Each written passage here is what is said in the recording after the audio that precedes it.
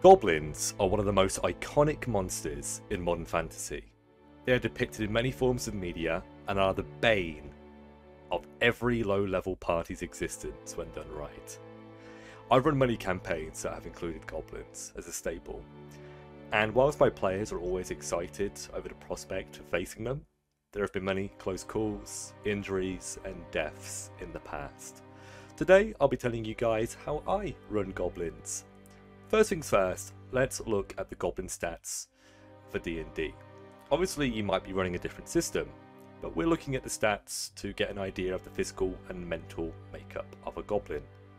Goblins are small, scrawny, but incredibly quick. They are neither very smart nor very wise. They are not charismatic, but are able to communicate with each other and sometimes adventuring parties depending on what's going on. They are typically well armoured, they can see in the dark, and they are known to work together quite well. Everyone runs goblins differently, but today I'm sharing with you how goblins are in my campaigns. First things first, I lower the AC of the basic goblins to 12, representing their base AC without armour or a shield, because it'd be 10 plus their dex, which is 2, so that'd be 12. I keep this speed, relatively speaking, at 30, maybe 25, depending on how I'm feeling. And I usually add dash to nimble escape to give them the opportunity to sprint away when necessary. I give them a variety of weapons, including rusty spears, bent daggers, and scavenge clubs and maces. Many of these weapons have no value to an adventuring party as they are rusty or damaged, but being able to employ a variety of weapons against a foe makes for a more interesting enemy anyway. I forgot to mention when I was recording this that I also do have a swarm mechanic for my goblins. It allows 3 goblins to use their actions to attempt to swarm a creature size medium or smaller. If they succeed, it allows the goblins to restrain a PC and pose a new challenge to the party. It's really good at holding down your fighters or pinning down the back line. It just allows goblins to make use of their numbers, which is what you should be doing. I recommend that you guys steal it. It is homebrew from me, but hopefully you can find some use out of it. Now let's talk about their origins. Goblins are typically found in caves or dungeons across the known world, as it is unsafe for them to live anywhere else really. They have a tribal structure that is centered around family values. Most goblins, if not all goblins, are related to one another in their tribe, meaning that many of them have health issues and other defects from inbreeding.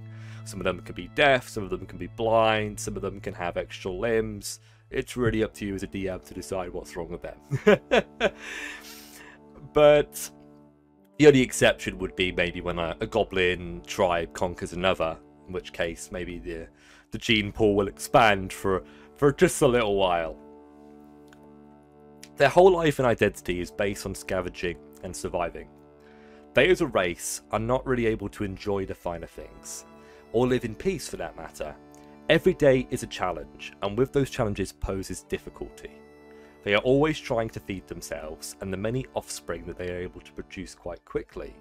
Goblins are able to go through pregnancy within 3 months, and have between 1 and 4 babies per litter. It takes goblins 5 years to become adults, and they typically die of old age around 20 to 25 years old. Because of this, goblin colonies that are left alone for a few years are able to multiply rapidly if they're able to secure a good source of food, as that's obviously what they need to survive. Whether they can find that from the cave or dungeon that they're in, or from the surrounding area like the roads that travellers go on, is really up to you. Goblins usually have a leader, who styles themselves as a chief, or a similar name. Goblin leaders have their pick of the females, but unlike a Beachmaster Walrus, they don't have all of them. Goblins leaders especially pride themselves on choosing the best females to mate with, and do not want to waste their genes or time on females of less value or worth. In a colony of 30 females, a goblin leader is likely to have a third of them, which would be about 10 females. I guess it's not too bad being a goblin leader, is it? Whilst meat is their preferred choice, goblins enjoy a variety of fruit, vegetables, and insects, mainly cockroaches, worms, and spiders. Whatever goblins can eat, they will eat. And when a big meal like a stag or a deer, just anything that's kind of larger, or a group of adventurers for that matter, are located, the whole family will head out to retrieve the food, just like a pack of wolves, only leaving a small guard with the women and children, just to protect the vulnerable members of the colony. It's fair to say you'll never bump into just a few goblins in my campaign, but typically more than a dozen. Because of this, combat can be quite hairy, but it's about appropriately representing monsters in combat. These goblins aren't going to all fight to the death anyway, just for the chance of eating unless they're really, really desperate. Many goblins would likely flee upon being wounded or, being injured. And if enough goblins were injured or slain, the rest would turn tail and run. I think that's always been the reason why I've had an issue with the challenge rating system in D&D. It's a practical system, don't get me wrong, but it's reliant on the idea that a monster will fight to the death no matter what, and that no AoE spells will be used against them if you're employing many enemies. I say that the challenge rating system is a good guideline, but you shouldn't be afraid of throwing more or less monsters than is what is recommended. You'd be surprised how your players will react and respond to an encounter when you change things up.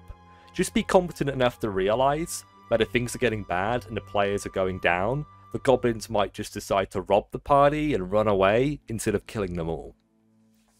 That is, unless your players have signed up to a game that you're running that is inherently dangerous, where they can be killed in a random encounter, in which case go nuts. Stab them whilst they're down for all I care. But moving on to goblin lairs. And as I've said before, goblins live in a variety of locations. But in my campaign, they are crafty and they will create traps, similar to kobolds. Some to hurt intruders, others to alert the colony of danger. These traps can be used as little or as often as you want.